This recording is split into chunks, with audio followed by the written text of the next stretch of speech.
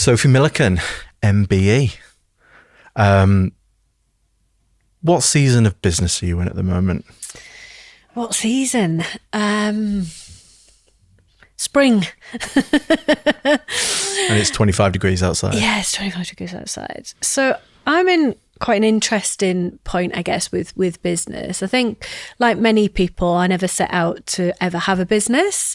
I was an accidental entrepreneur and then fell into it and had a business that I started out with just out of necessity more than anything, but then scaled that business to the point of exit, stayed on, did my earn out, fell out with a couple of people, left, and then back to doing it all over again.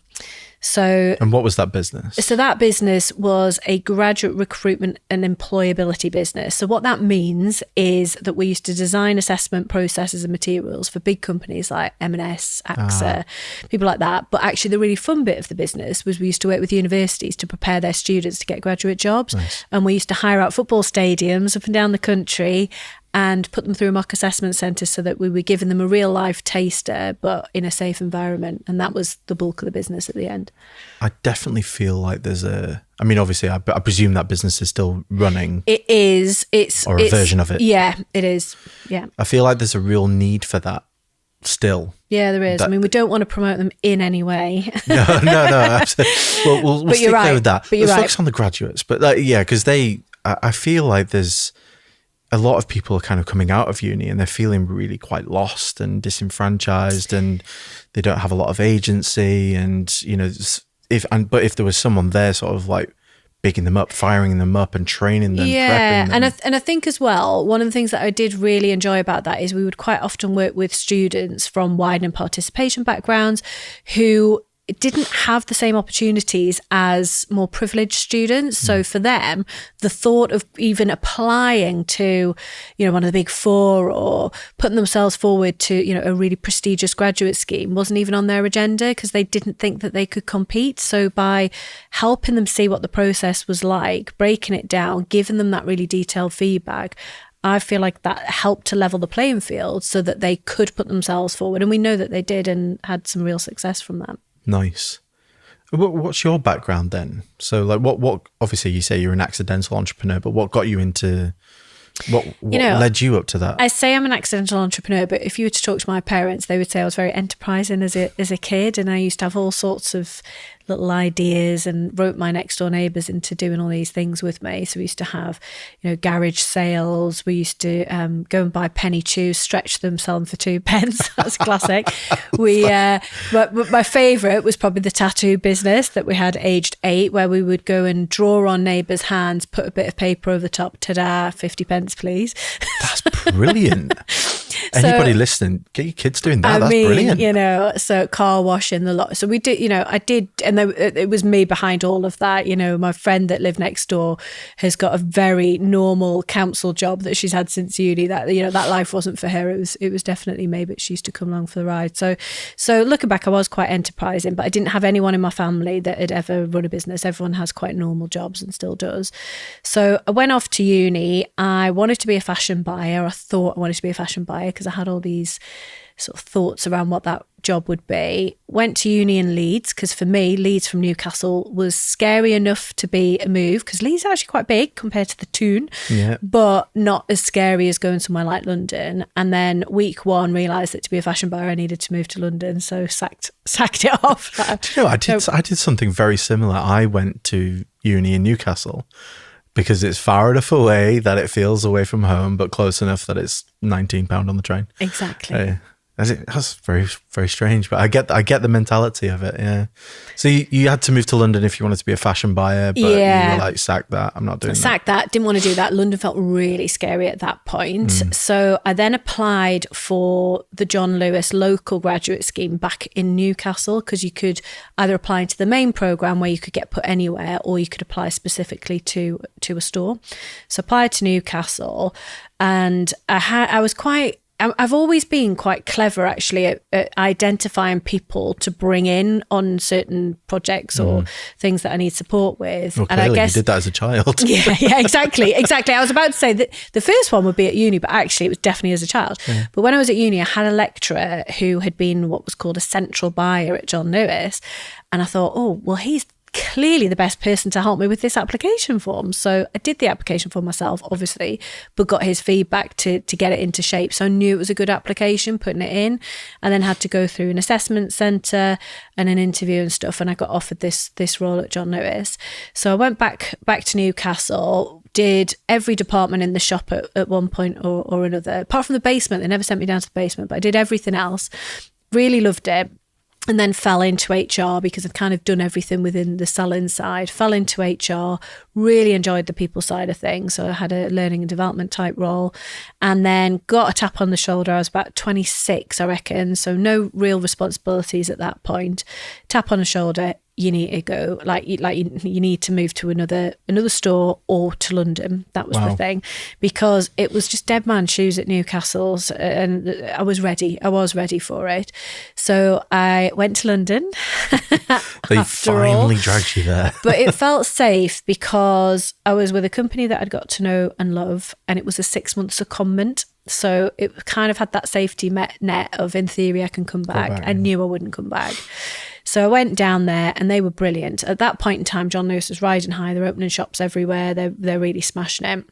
So I got a really great package where they gave me a flat. I could choose where it was. I moved to Shoreditch, which was, I know, it was just before it got cool, but actually that was a really fun time to be there. So they paid for this flat, paid for my bills. They gave me $5,000 to buy things for this flat. I mean, the flat was tiny. It was like, I did not need $5,000 for this, but no receipts, just here's $5,000 regardless whether you spend all of it or none of it. And they gave me train tickets, first class train tickets home every weekend. I mean, it was quite a time. You would not get that now, right? No, of course not. But it was a good time to be there, and I just kept getting promoted. I trebled my salary within about 2 years, so it was amazing. It was a really good time, and didn't have any of those ties again, so it was just a really fun time to be in London. So I ended up being on the opening team for a few new branches. So got to spend time in Liverpool, Cambridge, Leicester, and really enjoyed that. But then I took the opportunity to do a master's, which they paid for as well, in HR management. And then I applied for a job, which was essentially running the graduate scheme. So at that point, we had one retail graduate scheme for John Lewis and a summer placement scheme. And we were number 74 in the Times Top 100 graduate employers. Wow. And then when I left 5 years later, we'd moved up to number 9. We had about 18 different programs. And I'll tell you something funny. So my story about I wanted to be a fashion buyer. Yeah. One of those programs was buying. And I said to my boss, I feel like I need to understand buying to be able to work out what we do with this. And she was great actually. She said, let me just do whatever I wanted. And she said, well, go and chat to the buying team. So I went and chatted to one of the buyers, Will, who actually is a client of mine now. I mean, it's so mad how things changed. So he was head of buying for, can't remember what the area was called, but he said, well, why don't you come on a buying trip with me and the merchandiser? Because then you get to see both roles and how they work. And I was like, yeah, great.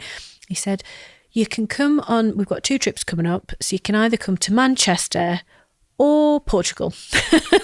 That's no contest. I mean, it was a tough one. So obviously off we go to Portugal. And it was actually such a fun trip because I got to see that it was not glamorous. All the thoughts that I'd had about buying were just not true. So we were up at 4 a.m. getting a cheapo EasyJet flight over to Portugal. A car picks us up to take us, because he was buying towels, right?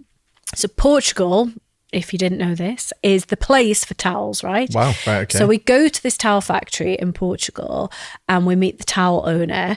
And we literally spent, it must have been 12 or 14 hours. It was a really long day. We didn't get any food. We just kept getting espressos. I remember drinking loads of espressos. I was like wired by the end of the day. Looking at books of towels, then having a tour of the towel factory. So looking at towels, talking about towels, touching towels, seeing how the towels are made, seeing how they're finished, towels. Soaking it all in. And just soaking it all in. And it was interesting. I mean, it was interesting for about an hour. It was a bit painful after that. But it was interesting because we got to see how the towels were made made for John Lewis, but also how they were made for Harvey Nicks, for Bloomingdale's, for Macy's, and what was different about the John Lewis. So I did find it genuinely really interesting. And then a car picks us up, takes us back to this hotel. We had 10 minutes to get changed, to get back in the car, go for this amazing dinner. And it was, mate, I mean, this is over like 20 years ago, well, about 20 years ago. And I still remember like what I ate at the restaurant. So it was an amazing meal, but it's dinner with the towel factory owner, talking about towels again for another 3 hours. So it was an experience, but so funny that I did get to end up doing that. Amazing. And it's quite obvious then how you've ended up going into that business that you had then, yes, because you clearly spotted a problem 100% within that department. Well, I did and I didn't. So what happened is, by this point in my career, I had got married, moved back to Newcastle, had a baby, and was commuting from Newcastle to London. Jesus. Not every day, because that would be completely crazy, Yeah, but once a week. So I'd go down on the 5:25 LNER, or it was East Coast or whatever it was then, down to London. It would take me 15 minutes to get to the office. I'd be in by 9 pretty much. I'd do a really long day on the Monday, stay over, do the same on the Tuesday, head back Tuesday night, and then I'd do Wednesday and Thursday from home. Again, longer days, and then I'd be off on a Friday. So it was a very modern arrangement for that time. And my boss was really great, because I'd said to her, I can't do this. I need to be back in Newcastle. And she suggested that. So I'm really grateful that she did, because it did work for a while. But it got to a point where I was like, this is actually quite tiring. And also, they had the first of what's been about 50 restructures since then. Mm. And they moved my team out to Bracknell. Now, do you know where Bracknell is? What is it, like M4 corridor kind of thing? It's just literally like in the middle of nowhere. Right. And it's yeah. So they moved my team out there. They were changing my role. So although I'd have got paid more, and I was on a good wage anyway at that point, I'd have got paid more, but I just thought, I just don't want to do this anymore. They were taking the fun bits of the job away, and they wanted me to be, my new boss's boss wanted me to be sat at a desk 5 days a week in Bracknell. And I thought, we're going to have to move the family down there. And I just thought, it's not for me. So I looked at jobs back in Newcastle that were a similar field, similar money. Didn't exist. Just didn't exist. So it was then a chance conversation with a guy that was doing a similar commute, but from Leeds down to Canary Wharf to work for one of the banks. And we'd gone for lunch in York, actually, one day. And he'd said to me, I'm thinking about leaving the bank and setting up on my own. I was like, oh, amazing. What are you going to do? Well, some sort of consultancy. And we'd both been doing a bit of consultancy for a uni on the side. So we had that in common. And I was like, well, do you fancy a business partner? And I look back and I think, God, that was so reckless, really, for two proper corporate people. But for me, it was less of a risk, because I was leaving anyway and I got a redundancy package. For him, it was a bigger risk, really, because he'd been there 20 years and he left. So we set the business up, and it was accidental around that uni thing, because what happened was Manchester Met Uni, who I had a great relationship with from John Lewis, got in touch and said, we're thinking about running this large scale assessment centre. Could you partner with us on it? And we had a chat, and I was like, yeah, we can definitely do this. And it was for 850 students. And bearing in mind that a typical assessment centre that an employer would run is probably max 12. So it was really, it was really wacky. Bigger then. So we ran it in a hotel in Stockport, and we got away with it, but it was pure chaos, because we had rooms on different floors. The rooms, people couldn't find them easily. So it was really chaotic, but it was fine. Like, it did work. The experience was still there. And then my business partner had the really clever idea of doing it in football stadiums instead, because you've got the boxes all in a row, essentially, usually on the same level. They're usually numbered, so it's quite easy to find them. And the logistics of it worked really well. And actually, students, whether they're into football or not, really like the experience of going to a stadium. It's always nice going to a stadium conference. It's cool. It is good cool. Vibe. Yeah, so it just worked really well. And then he decided to leave kind of a couple of years in. He just didn't think it was ever going to be a really big business. He thought it'd be a nice business for one of us, but not for both of us. He was wrong. It ended up blowing up after he went. So he left, and then I was a bit more open to other unis coming in and seeing what we were doing. He never used to want unis to come and watch, because he thought they would see it and copy it. And I was like, they can't really do it. So my big thing was we had the big flagship event we would run for Manchester Met that we used to run out at the Etihad Stadium. And it was really impressive because it was massive. It was a really big event. We'd run it across a couple of days and it was a fab venue. And I used to let any uni that was interested in doing this, I'd say, come along, and we'd give them a lovely lunch. I mean, it was sandwiches, but like, it was so impressive because they were At least it was lunch included. Well, exactly. It's good to get lunch included. It is sometimes. Actually really good to get lunch included. Really good.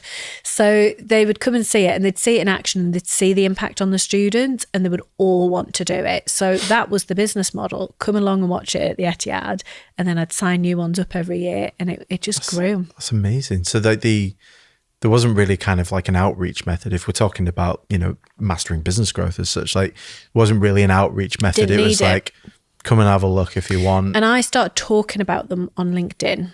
That was key, because then more people would see it and they'd be like, can I come? And it was that sort of snowball effect. Fair enough. So you were content marketing from quite a while ago, really, weren't you? Without realising. What you were doing, yeah, which is the best kind. Because then, fast forward now, and we'll come back to the middle of that journey, but like fast forward now and you have like a LinkedIn trading business that you've just acquired off someone who's been on this podcast, actually, Leah Turner, yeah. Great girl. Yeah, she is. Joe interviewed her, actually. It wasn't me, but I know Leah. And so how did that come about then? So you've acquired the business. Like what happened there? What Leah's business? Yeah. So, there's quite a bit in between that. So the quick version is that I got approached by some guys that ended up buying the business. I sold it. It completed in 2019. I stayed on, did my earn out. Obviously, COVID hit during that point. We had to pivot and move all of that to online, which actually we did easily because we had a team of software developers within the business. And what year was this? So I sold in 2019, right. 20, obviously pandemic was literally 6 months later. So we flipped it, but actually we then had, record growth because the unis were not set up to do any learning online. So then we filled a gap. So that went really well. But then I started realizing that my values weren't aligned with one of my co-director's values, and it wasn't for me anymore, and I decided to leave. So I left in early, 22, so the middle of January, and I told them I wanted out. That was quite painful. And then the day that I kind of signed everything over or whatever it was, I registered Moja the same night at the company's house, as you do, and had come up with the idea around what had made that business successful was actually when I became really well known within that niche. So because I was very present on LinkedIn, I was doing lots of activities that made me really visible, awards, podcasting. I'd written 2 books at that point. So all of these things were spotlighting me, but therefore then spotlighting the business. And it meant that sales were really easy because people were approaching me all the time. I mean, I could give you so many examples of where people would get in touch where they'd seen something and then we'd do deals for like 50 grand, 100 grand. It was wild. It was so easy and really fun stuff as well. So I'd get offered all these opportunities. Like when I did my first book, I got offered 2 TEDx talks off the back of that first book. Oh my God. And I'd never watched one before. So I have watched quite a few now, but I hadn't at that point. So I just said yes to the first one and then thought I'll just figure this out, and then did it. I didn't realize what a big opportunity that was. I didn't realize that you normally have to pitch for one. So what was that TEDx talk about then? So this is quite funny because I went to have you have got to have all these meetings before you get on the circle, and I'd gone to see the organisers. So mine was in Birmingham. And I'd gone with this really dull idea, so dull I can't even remember what it was, but it was work related because that's where I felt comfortable. I felt comfortable talking about work stuff. Now, by this point, I'd got divorced, become a single parent, and was running the business on my own. And I didn't like to talk about that at that point in time because I thought people are going to have perceptions, they're going to judge me, they're going to think this, they're going to think that. And actually, I'm just not ready to talk about that. Yeah, it's still a bit raw as well. Yeah, it was. Yeah. And by this point, that was kind of, it'd been a few years back, and I'm talking to this woman and I'm telling her my really boring idea for the talk. And I remember she like threw her pen down. I knew her a bit, not dead well, but she's quite feisty. And she sort of threw this pen down and she's like, that's a really boring idea. She said, do you know what I'd really love to know? Like, where does your grit come from? Like, where does it come from? So I started telling her about the divorce and about, feeling that lack of financial security, stability, wanting to provide for my daughter because it was all down on me, all these things, and just having a chat with them. And she said to me, I think that's your story. Will you tell it? Oh my God, this feels really scary. Because not only am I doing a really scary talk anyway, because it is quite intimidating, and the venue was like a really fancy building. It was the Royal Conservatoire in Birmingham. So it was quite like a big venue. And so I did feel uncomfortable. But when I did it, it was the best thing for me, actually, because it changed a lot of things for me. So it's called The Truth Behind the Show Reel, and it's basically obviously a short talk around that year. So that year, me and the business, we won everything. We won. I got Northeast Entrepreneur of the Year at the GBAs, which is like clearly a big business awards. I'd had the book. I'd had all these cool things that happened, and it looked like everyone was like, "Oh my God, your life looks so glamorous and exciting," and it was to a point. But obviously that is the show reel. No one's seen all the stuff that I've been doing in the background for 5 years to get to that point, or the sacrifices that I've made where, I didn't have any money for 2 years after my divorce and all these things. So it was talking about that. And then when it came out, I got a lot of people that got in touch with me that said, "Oh my God, like this was just the perfect timing for me. Actually, this part of the talk really resonated because I'm in this situation." People like confiding all these really deep personal things. And at that point, I just thought, I'm going to stop hiding this whole single parent thing. I still don't like the term, but I'm just going to be a bit more open about things, and rather than like hide my child away, I'm just going to bring her to as much as I can. And actually I brought her to the TEDx talk. That was one of the things that I'd agreed with them, that she could come. Does she enjoy? She loved it. Yeah. She loved it. She got to run around backstage as the only kid. She was about 8 at the time. She thought she got an afternoon off school to get the train to Birmingham. She thought Birmingham was the best place she'd ever been, because we hadn't gone away for about 2 years at this point. So she thought Birmingham was amazing. There was a box of Mars bars in the green room. She devoured them. So she went, whoa, and she loved it. And they got to, the guys showed her how to use the cameras and everything. So she got to see some cool stuff. And then it was really funny because it was around about then that was actually starting to earn some good money, to be fair. And I remember sitting down. We used to sit down and plan, where do we want to go? What adventures are we going to have this year? And I remember sitting down with them saying, like, where should we go? Should we go to New York, to Mexico, wherever I'd thought of? And she's like, can we go back to Birmingham? Like, Birmingham, Alabama? No, Birmingham, England. Birmingham, yes, Midlands. So that was quite funny. So, and she used to just come to stuff all the time. I chair a charity in Newcastle, and every event's always on an evening, and I would bring her, and she'd be selling raffle tickets, and she was great because she's like this cute kid. So we'd always do really well on the raffle on the days that she. What an education she's getting though. She doesn't quite realise it either, which is a bit of a shame, but I think she will when she's older. But that might be the best thing, because if it's not a conscious education, it's just being completely absorbed, and she's probably taking in a lot of what mummy's doing, and replicating, and I hope so. Which may or definitely can't be bad for her. So it's So you've got, at this point now, you've got Moja. Yep. And so what does Moja do? So Moja, as I was saying before, around all that visibility stuff that helped me, I realised there was an idea around we could do that for other people, and that was where Moja came about. So it was actually a chance conversation I'd had with another founder in Newcastle who'd exited a really big business, and I'd gone to see her for some advice around how do I get out of this unscathed. Clearly I didn't listen to any of her advice because it was savage, but she said to me, what are you going to do next? And I said, I've got this idea, let me tell you about it. Told her, all just what I've said to you there. And she was like, oh, absolutely love it, I'll be your first client. I thought, I'm onto something here. So I created like a pitch deck and showed it to a couple of people, and they all totally got it. That helped me hire in first couple of employees, and we're off. So we are now at a point where we're really clear on what that proposition actually is, and we work with founders to raise their profiles essentially. So typically they'll come in and do a retainer with us where they're doing all sorts of activities that they start with the stuff they feel more comfortable with, and then we try and push them a bit more. So it might be that they host a podcast, or we get them to guest on other people's podcasts. They might write their book. We might we'll have an award strategy for them. So all these different things, speaking, events, networking, Ned roles, all these different things that I know have an influence on someone's personal brand, essentially, although I do hate that term.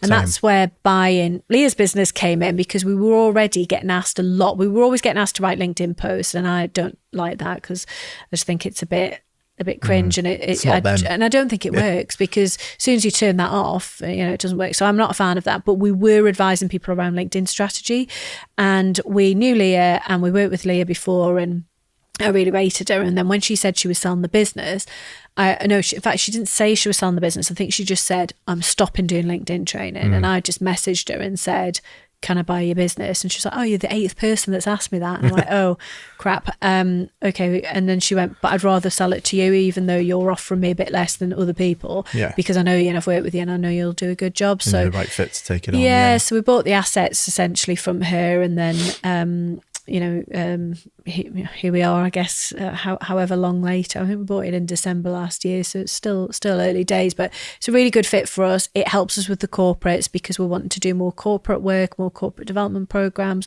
and it's a really natural fit for all of our founders as well, because even if they're doing stuff on LinkedIn, they can usually be a lot better. Yeah, because I think the state of LinkedIn has kind of changed, and it seems like quite a fluid platform. I still see posts on LinkedIn where it's like, the LinkedIn police will be out on this one, or beware, it's not a work post. And, it's like LinkedIn has changed massively since COVID. Like it has become more of a personal branding, as much as we might want to, that's a bit of a loaded term, but, it has changed a lot. The idea of founder visibility, business owner visibility, just how important is it going to be, or is it right now? I think it's massive. I think it's absolutely massive. And a lot of the objections that I get are around the time it takes to do it well, and also that cringe factor, and that, who am I to be, saying this and that, and that imposter syndrome side of things. And I just say to them, well, you're missing out if you don't, because when you do it, what you find is sales conversations are ridiculously easy because people know you already, and you get invited to loads of cool things, to the point where you have to work out, what can I say no to here, because I'm getting invited to cool stuff all the time, and it's that snowball effect. And I just think if you're not doing it, you're missing it out. You're missing out. You're letting someone else kind of take over. Well, what I was just going to say is, like, what are they missing out on? So I think they're missing out on a really easy way to make sales. At the moment, I don't have to do any outreach at all for the business. And I was at that point with the last business as well. So we don't do any actual marketing really. I suppose we do, in the sense that we've got a newsletter, and but that's kind of it. But you are the marketing. Yeah. So this is it. So I guess it's, I practice what I preach. So I'm kind of like the poster girl for what we do, because if I stop doing it, in fact, whenever I do dial things down a bit, where perhaps I'm a bit kind of like, oh my God, I've spoken at so many events, I'm a bit fed up with it because it's draining. So if I ever dial that down, or I get stuck into delivery to help the team out if we're really busy or something like that, then we see the gap in the pipeline. So when I'm consistent doing all the stuff that I'm telling people works, then we just get inbound leads all the time, literally all the time. What a position to be in, though, because I know there's, I know quite a lot of business owners who are in that sort of phase of feast and famine, and they come to us at the Growth Guys and go, well, I need more paid advertising. And sometimes it's not that. Paid advertising is great if you're amplifying something. Yes. But what have you got underneath? And, there's nothing there. And, what's your offer? Or if you're a consultancy business, why are you not putting yourself out there? To me, it's just a no-brainer. It really is. And everyone's got their own style. So my tone of voice on LinkedIn, or in anything that I do, whether I do a talk or my podcast or whatever, it's going to be different to yours. So we've all got different personalities. And that is the thing, is that we need to bring them to life, because the key thing to making this successful is that who you are when people have come across you, whether it be at a talk or an event or on LinkedIn, has to be who they then meet for that coffee to talk about a business opportunity. That's really interesting, and I want to really unpack that, just for, if you'll indulge me, because this is something that I'm thinking about at the moment as well, not for myself, but just generally. And it's this idea of authenticity. It's a massive term. And I think people, I'll put myself out there. I think it's crap. I think people misuse the word or misinterpret what it actually means. Word now, isn't it? What does it mean for you? And what are you telling your clients around the idea of authenticity? Because that is obviously a fear, is that, well, I don't want to tell people what I had for breakfast or this, that, and the other. And it's, yeah, and I'll say no one cares about your breakfast, so yeah, don't do that. So having said that, having just taken a picture of my breakfast with you earlier, but, but I won't put it on LinkedIn. But I think everyone's got some level of boundaries around what they will and won't share, and I think that's fine. And I think that actually is their personality, because some people are very private. That is fine.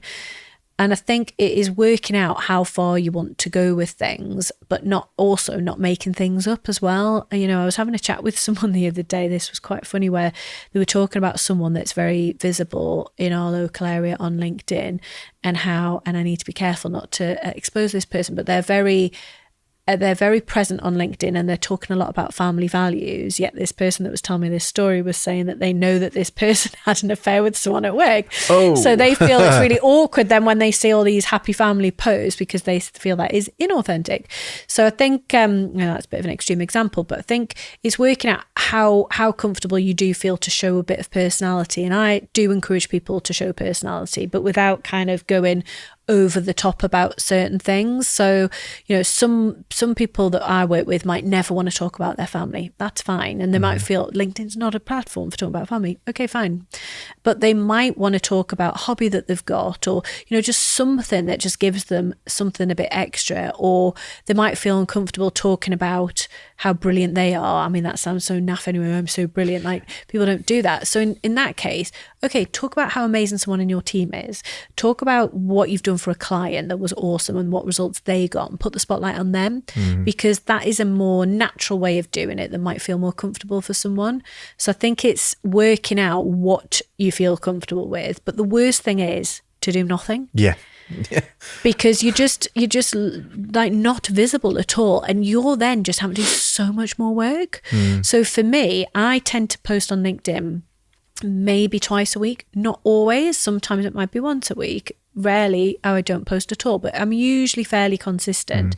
And this is the thing, people on LinkedIn, most people are lurkers. So there's over 1 billion people using it, but less than 1% posting consistently. That's crazy, that stat, isn't it? It is crazy. So in that case, by just showing up once a week, you're ahead of everyone. You're in the top 1% of creators. You are. But whenever I go out and about, or at an event or whatever, I always get people coming up to me and saying, oh, I see you everywhere. You're so visible. You're everywhere. And I say to them, is this a bad thing? And they're like, God, no, like, it's amazing. You're doing all these things. And I say, well, I'm probably not doing that much more than most people, but because I talk about it, your perception is that I'm everywhere. But actually the reality is I'm not. So that just proves it works. Yeah, exactly. And it's, like I say, it's something I'm thinking about at the moment. But, there's been a little bit of pushback when I've been kind of putting this new product out there, and there's been a bit of pushback from like videographers, and there's been a lot of pushback actually from founders who are misusing, I think, as well, the word introvert. Right. Because there's this whole battle between, well, I'm just not extroverted, so I can't put myself out there. I'm an introvert. I don't really want to be in the public eye. What's your view on that? I think there's a scale. I don't think anyone's fully introvert or fully extrovert. And I think people would probably describe me as an extrovert, and I probably am, but equally I quite like time on my own as well. And I think that when I have a big event where I'm chatting to people, you've got to be so on it, otherwise you just look disinterested or just a bit bland or whatever. So you've got to really give it at whatever event you're at. But then afterwards I'm like, I'm knackered, I have to really sort of switch off and just spend a bit of time on my own. So I think that there is a range of things, and I think some of the best introverts actually create the best content. It's true. Well, a mutual connection of ours, quite a large entrepreneur who you've worked with. Okay. Well, I'm trying not to mention his name because I seem to mention him in every podcast I do. But I would say he's an introvert. Yeah, he probably is. And he's probably quite likes his private time. Visible, but incredibly visible. Yeah. Like more visible than most. Because he gets it and he sees the value in it. And I suppose it's like, how much energy and time do you want to spend on that? Because if you don't spend any time being visible, then you're going to have probably spend extra time, more time than you'd have spent just being visible on doing all the other activities to bring leads in. So for me, it's just a no-brainer, but you've just got to do it in that way that does feel a bit more comfortable for you. Has the landscape just changed? Is that what we're saying? You know, like, because I've spoken to people, and you've probably done the same. You know, where they might be, and I don't want to be ageist, but maybe in their 50s or their 60s, and go, well, why should I do that now? Like, I've never done that. It's always been in-person meetings, or I just call them up and I'll ask for a meeting, or this, that, and the other. I think the landscape has changed. I think there are more visible founders than ever. So I think there's that. So you've got more competition, and I think you do need to stand out. You do need to stand for something. But I think it's important not to go down that rabbit hole of, oh, I just need to put out a banging LinkedIn post constantly. Like, what is the substance behind that? Because, I had some really big LinkedIn posts over the last couple of years, but they don't stay around forever. So if someone Googles me, is that post that got 1 million impressions going to pop up? No, it's not. So my LinkedIn profile will pop up as one of the top searches if you put my name in, but actually I've got a really rich variety of other activities that pop up as well. So I'm going to have my books are going to pop up on an Amazon panel to the right. I'm going to have my personal website, which has got all my speaking stuff in. If you look at the news tab, you're going to find pages and pages of different publications that I've been in. You're going to find awards that I've won, all these different things. That's the quality and the substance behind what I can then talk about on LinkedIn. So when you see people that go big on LinkedIn, but then there's nothing else when you Google them, it feels a bit empty. Yeah, I've seen that. And especially with, things like people who have their LinkedIn posts ghostwritten for them, or, what's the point? They're chasing the engagement metrics, or, and then not to name names, because it's, each to their own, do what you want. But it's like not for everyone. But with Mojo and what you're doing for entrepreneurs then, so you do quite a few things, like in terms of what visibility looks like, in terms of raising profile and raising visibility. And you mentioned books, podcasts. What else do you do? Awards, networking, speaking. So loads of different things. And it's whatever they're comfortable with. Yeah, I mean, we do try and push people. Right. So, some people say, oh my God, the thought of hosting a podcast absolutely terrifies me. And we'll ease them in and we'll say, well, why don't you be a guest on this show or whatever? And we'll just and then they usually get quite excited about it and enjoy it, and then they want to do it themselves. What's the hesitation? I think if they've never done it before, and perhaps they are a bit more introvert, it's just so alien to them, especially if they've come from like a corporate background as well, and maybe they're a first-time entrepreneur, and it's just not something that they're comfortable with. But you can gently sort of coax people. I mean, we had a client who she's got an amazing story, and we were like, you've got to do a TEDx talk. And she, oh my God, that's like terrifies me. So we wrote the pitch to pitch her out, because it is actually quite hard to get one. And we got her one at TEDx Warrington, and we helped support her in the lead up to that, and she absolutely smashed it. She smashed it to the point where the organisers got in touch with her when it was coming out to say, oh, it's been held back, which we don't quite know. And we were like, oh no, did you say something political? Did you swear? What's happened? And it was because TED viewed them and they'd pulled hers out as being really strong, and they wanted to release it on the main TED platform. Oh, wow. So we were like, this is gold.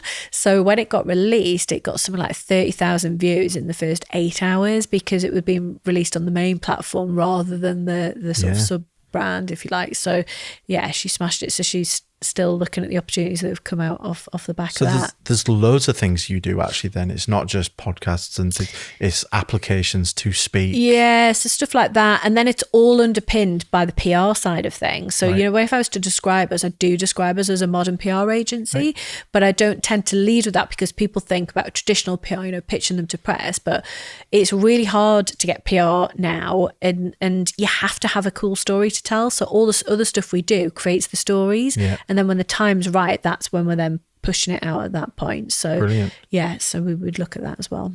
And you're incredibly well connected, aren't you? I saw that you did a panel with the CEO of Greggs and She's cool. Sarah Davies. Tell us a bit about that. What was she like? What Roisin or Sarah? Yeah, both of them. Both of them.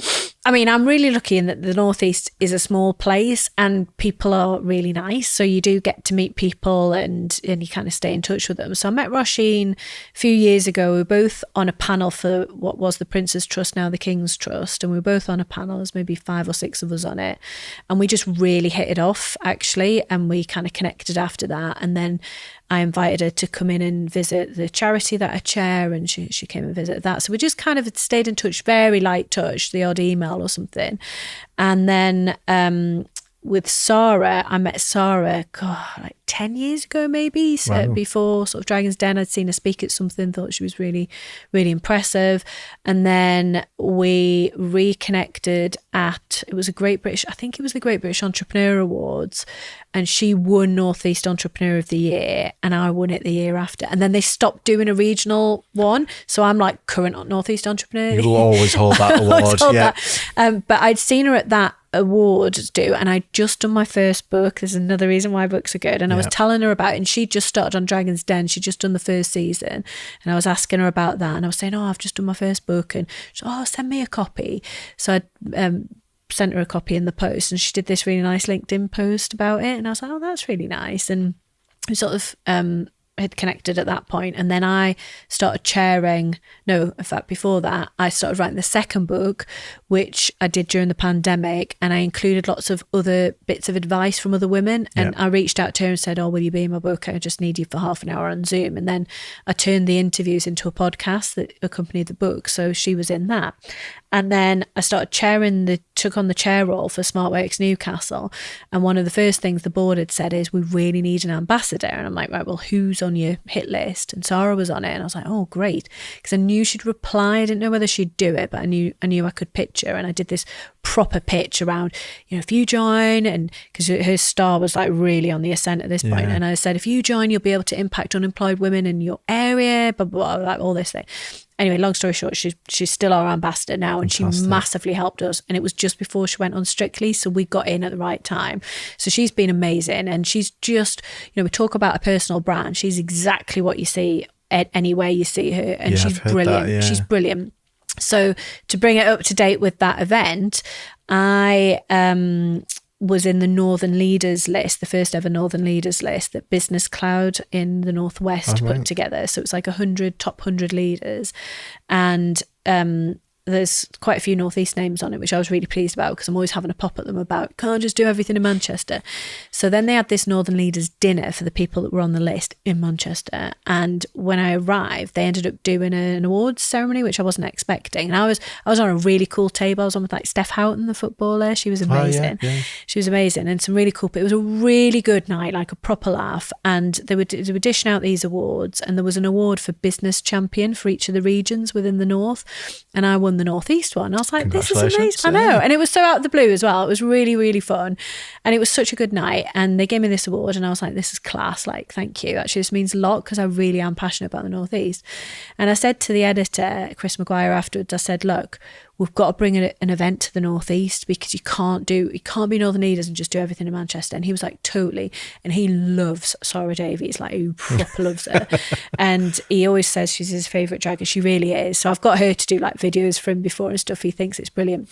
So he said, what do you think the chances are of us getting an event with Sarah? And I said, well, I would probably pull a little bit on the friendship sort of thing. So we said, well, we'll do this panel event, and we'll make it like a women's event, like 3 strong Northern women. And he says, so we get Sarah, you and Roisin. And I'm like, bloody hell, like a bit of imposter syndrome there. So we managed to get a date that we could all do, and we ran that. It was about a month or so ago in Newcastle. It was really well attended, because we invited people from the list, and it was really good. It was really good. In fact, they're going to turn it into a podcast, so it'll come out on the Northern Leaders podcast. So that should be out soon if it's not out already. And then just announced it today actually on LinkedIn. Chris has given me a column in Business Cloud as the Northeast correspondent. Fantastic. So I'm so excited about that, because I do think when you get to a certain point, you should look at how do you give back. And I've always had a charity role since I was in my early 20s, and that, again, a bit accidental, but it's now more intentional. Yeah. So that will be something I'll always do, but I need to pick charities I can get excited about, because you do give a lot of time, so you have to really enjoy it to do it well. And I think for me, the other thing that I really, really want to do is I want to promote the North East as much as possible, and I want to help early stage founders as well. So it's those two things. So I'm going to use this column to spotlight the region and try and put a spotlight on people that wouldn't normally get it. And it's totally in line with what you're doing as well, isn't it? So it's not like you're having to stray too far away from your lane, really, are you? So, so it all fits. Amazing. What's next apart from Business Cloud? That's a good question. What am I working on? So I've joined a couple of boards recently, which is really interesting. So again, practice what I preach, but also in line with what I get excited about. So I have just started as a non-executive director for the Northeast BIC, which is the Business and Innovation Centre. Nice. So it's an organisation that provides business support and office space to businesses across the Northeast, which is pretty big, to be fair. So just started there as a NED, really looking forward to getting stuck into that. And I've also joined the Business and Economy Board for the Northeast Combined Authority, so the business board that supports the mayor around business and economy stuff. So I'm really excited about that, because there's some really big people on that board, and they're from a lot of the big businesses that we have in the Northeast. But my passion is for the little people that kind of don't get the opportunities so I'm lucky in that I'm very visible in the Northeast, so I do get a lot of opportunities that others don't. So it's again back to that thing, right? How do I make things more accessible for other people? Because if you're a coffee shop owner, or you're a woman that's started a business because you find it hard to make a job work with childcare commitments, a bit of a stereotype, but that happens a lot. How do you know about these kinds of organisations and where the support is that's going to help grow your business? How do you raise your aspirations and your aims and objectives around that business if you don't know what's possible and you don't know what's out there? So I am, I guess, the voice of sort of female founders and startups, and my business will be, just thinking about who's around that table, it'll be the smallest businesses, because they're massive. We've got Sage, Northumbrian Water, they're all big businesses. So I really want to use my voice to go, well, hang on, how does this impact the startups and the freelancers and the self-employed people? So I feel like there's a level of responsibility there to pay that forward and to try and highlight opportunities that are going to be really useful for that kind of community. So I'm excited for that. Love that. And I think that then fits with a lot of what I do. So again, it all complements each other. And as well, I've got another business called City Ladies Networking, which me and a friend own, where we run networking breakfast for women in business in Newcastle, London and Paris. So we're actually going over to the Paris one in 2 weeks, and I'm going to be the speaker. So Lovely. Bonus.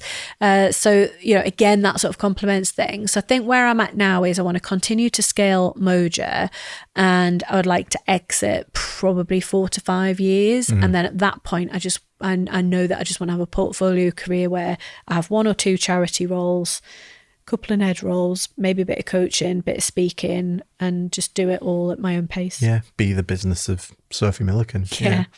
Lovely. This is obviously the Mastering Business Growth podcast, so we want to give some valuable advice on how businesses can grow. What would be your main advice? So obviously it differs depending on stages. Yeah. So if we could give blanket advice to growing your business, if you could just pick one thing, what would it be? And I could probably guess, but it's... I do think visibility is key. And I think that whatever stage you're at, you can invest. If you start now, you're going to have to invest your time, and there'll be free resources. I mean, you can look at my podcast, obviously free podcast advice every week around how do you raise your profile. My book's 15 quid. It'll tell you how to do it. So when you're starting out, you have to do it yourself because you haven't got the cash to spend on it. So I think that is important. As you grow your business and you need to spend the time on that scaling, you should outsource what you can. So that's where someone like Moja would come into play. So I do think this visibility is massively important. But if I was to sneak an extra one in, yes, go for it. I would say a really big thing around business growth is who you surround yourself with and who you take advice from. So when I moved back to the Northeast to set up when I set the business up, which was like over 10 years ago now. God, yeah, that's scary, isn't it? Like 12 years, 13 years ago, whatever it was. Don't think about it. Yeah, it makes me feel old. But one of the things that actually was a real turning point with that business was when I joined something called the Female Entrepreneur Association, where I was like, oh, all these people in the same boat and having access to really great resources. But also it was meeting a group of like-minded women at a networking event, which is why I ended up buying what's now become City Ladies Networking, because that group was such a big game changer for me, because I was randomly going to events in the region and I'd be stood next to some old boring bloke who was an accountant, and I'd be like, oh, this is just not for me. I feel really uncomfortable. I've got nothing to say, and I'm not actually doing any business here either. So when I started hanging out with people that just got it, or, you know, some of the accelerators that we've been on, though, being in the room with people that get it, because all my friends were not business owners. Like, I didn't know anyone that even had a business. They're all got quite normal jobs, same with my family. But when you surround yourself with people that are really going for it, that have got really big ambitions and are walking the walk, it brings you up to that level. So, you know, I've been in masterminds where I've had that benefit as well. And it's a game changer, because you need it, because it gives you that fuel and that energy to just keep pushing forward all the time. It's like that team kind of atmosphere, isn't it? It's like you know, you're all improving your own game, but you've got that accountability from others as well. So. That's really good. I think I've heard that a few times actually. You know, you're only as good as the sort of like 4 or 5 people that you spend the most time with and all that kind of stuff. And I think that's really, really strong. This was great. Sadly, we're out of time. No I could have spoken for another hour, I think, with this one. Fantastic. Where can people find you? How can they get in touch? LinkedIn. They could just probably Google you and they could. Yeah, because you're Googleable, right? Because you're visible. Yeah, I've got a Google Knowledge panel. They're quite hard to get. There you go. Apparently. Yeah, very good. Cool. Amazing. Thank you so much. This was amazing. Thank you.